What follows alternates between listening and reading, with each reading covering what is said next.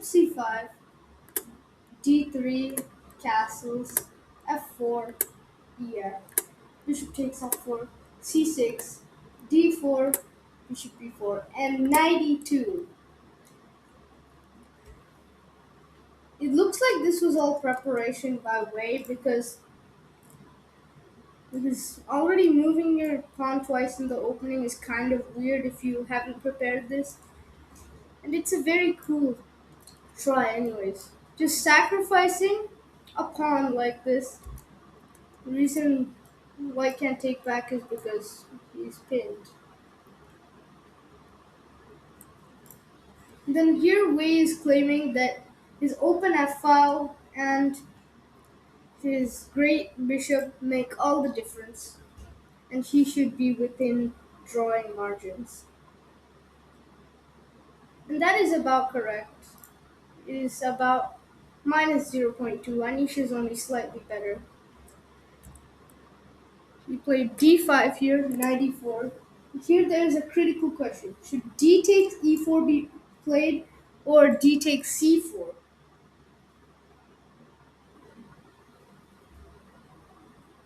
The answer is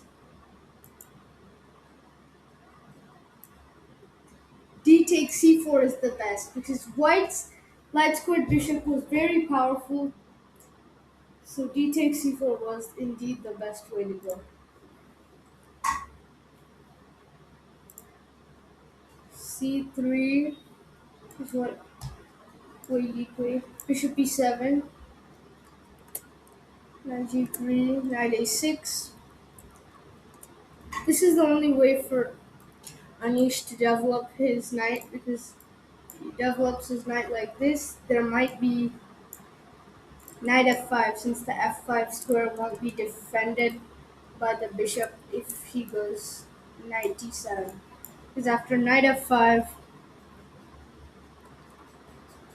I think opposite colored bishops endgame might be forced because knight f6, knight takes e7 check, queen takes e7,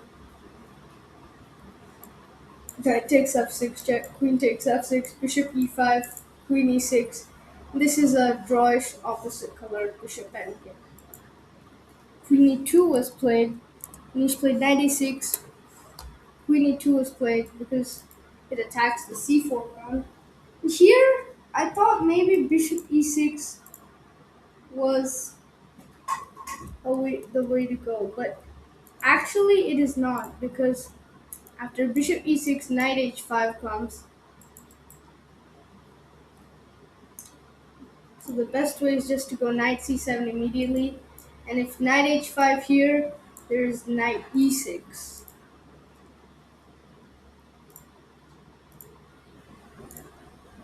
So queen takes c4, played. Knight d5, bishop d2, a5, knight f5, bishop takes f5, rook takes f5, g6, rook f3, f5, knight c5. And then here, Anish has a critical decision to try to influence the structure. The pawn structure is a very important element in chess games. So if Anish can mess up Wei's structure, he can get an advantage. How should he proceed to do that? Indeed, he should play b5, then after queen f1, bishop takes c5, d takes c5, and now Wei has double pawns and a bad bishop. So Anish should be better here. And also a4, a3 might be an idea. So a4 indeed was played. c4 was played, trying to trade the bad double pawns off. B takes c4, queen takes c4, and now Wei's position isn't very bad, honestly, because there's a pin, these squares are weak. But Anish continues to try to make resources. Rookie played here. Rook e3 is a great move because knight takes e3 cannot be played due to the queen pinning the knight. So then rook takes e3, bishop takes e3, rook b8. And then here, unfortunately, Wei Yi made a mistake. It was bishop h6 that was the mistake. And perhaps what Wei Yi thought was rook takes b2, he can just go queen takes a4. But there was this great resource that Anish found, which was queen f6. And here queen takes a4 cannot be played because of g5 trapping the bishop. So there is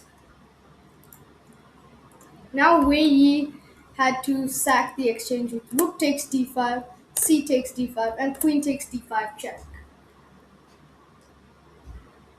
And then here after queen f7, queen d2, and f4, Wei Yi made a mistake, which was c6. This opens up this diagonal, and at first sight, it didn't really make sense how this is such an influencing factor.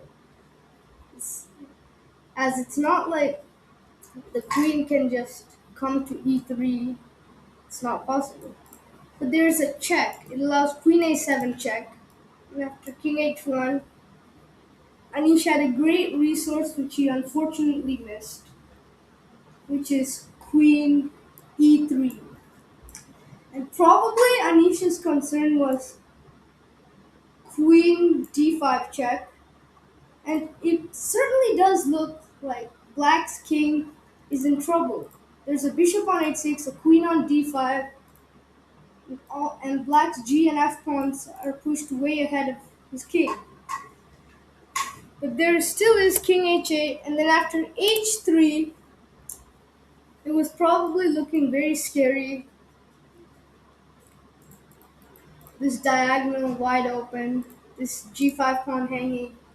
It indeed looks extremely scary, this position. But here, Anish has a resource which allows him to win the game. If you would like, you can pause the video right now and try to figure it out. It is f3. The queen takes f3, queen takes f3, g takes f3, endgame is completely losing because of rook takes b2, bishop g5, and rook c2. So instead, g takes f3 is forced, and here black has queen e1 check, king h2, rook takes b2 check, queen d2, and then rook takes d2 mate. This is what should have been played. Queen e3, and then there's that brilliant f3 resource. But, but unfortunately, queen c5 was played, trying to take this pawn and defend this g5 pawn. And then c7 was played. The reason you can't take on c7 is because if bishop takes g5, now the g5 pawn is not defended, and f4 might fall. Or even just queen d5 check here. Oh yeah, this is a perpetual. King h8, queen d4 check, king g8. But there is queen f7, but then there's queen takes g5 check, king h8, queen e5. So it is not queen f7, but just drawing like this. Which is why rook e8 was played, trying to sort of put some pressure on the back rank.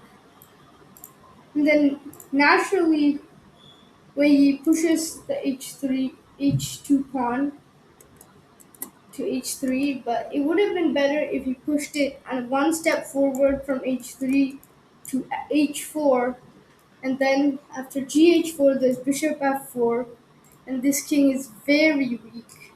Queen d1, queen g4 check might follow, and this undermines the pawn chain and significantly weakens black's king. So here it probably would have been a draw or something around those lines. But h3 was played, queen takes c7, bishop takes g5, f3, resource, gf3, queen c4, king g1, queen takes a2. The best way to play was to go queen e2 because we can grab these two pawns later, but exchanging the queens makes the win a lot easier because queen d5 check queen e6. This pawn is threatened, and if the white queen moves, this pawn can also be taken, but probably this pawn is the one you want to take. King f2 was played after queen takes a2, queen e6, h4, rook b8, bishop f4, queen b6 check, king g3, rook d8, queen e2, queen c6, defending all the squares where checks could occur. But here there is an even better move which I would like you to try to find. Is queen g6 check. And after queen g6 check, bishop g5 cannot be played due to h6, queen c4 check, king h7 cannot be played. We can play king h8, queen c3 check.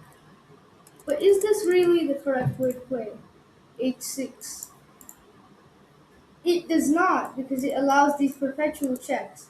The correct way to play is rook c8, and then h6 will come. And also rook c2 might be good. The queen g6 check, king h3, rook f8, queen e3, queen f6, king g3, queen g7 check, king h3,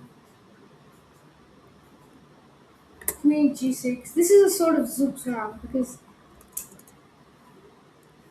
there's this same position, but it was white to move. Now this position is this position. The white queen was on f6, and then triangulation happened with queen g6.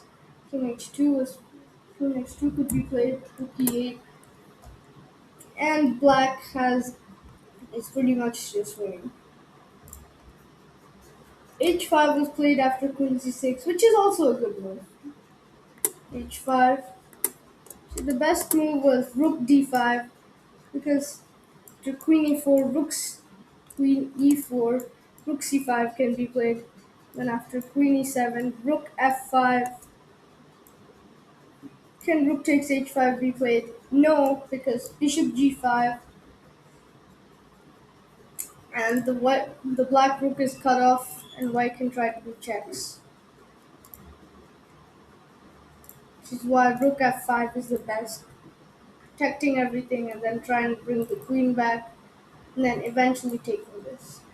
So queen e5, h5, king f7 was played, queen e5, queen d5, and here queen takes d5 cannot be played due to rook takes d5, king h4, rook b5, and this b2 pawn cannot be defended because bishop c1, rook c5, bishop f4,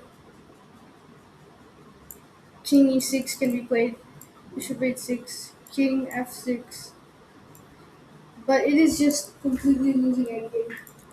So correctly, way you plays queen c7 check, d7, queen c2, queen takes h5, queen c4 check, king f8, queen b4 check, king g8, queen c4 check, and rook f7 is played,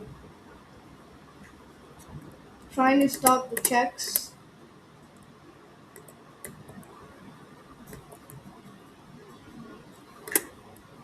Here, here, unfortunately, where you made a blunder.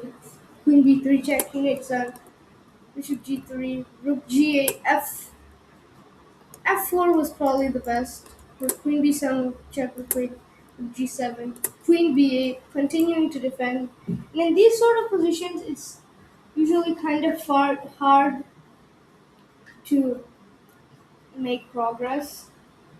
But in this exact position, there's queen c2 check, king h3, queen f5 check, king g2, h5.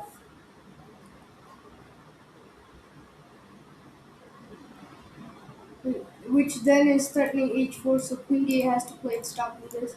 But then there's queen c2 check, king h3, queen g6, and after queen h4, queen e6 check, king g2, queen e2 check, king h3, queen takes f3, And after the f3 pawn is picked up, it's easier to win this for black.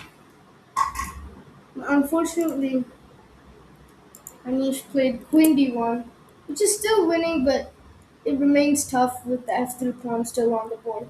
Queen f4, queen h1, bishop h2, queen f1, king h4, queen e1, bishop g3, and here the only resource is queen e7 check, king h3, rook f7, queen e4, check is forced because if queen g4 continue to defend, queen b7 can be played, attacking both of these pawns. Bishop h2 was played. Unfortunately here queen b1 was played. Trying to win this pawn, but the thing is even if you win this pawn, there is queen f5 check, rook g6, bishop e5 with some sort of perpetuals. So b4 was played here after rook e7. Rook e7 is trying to stop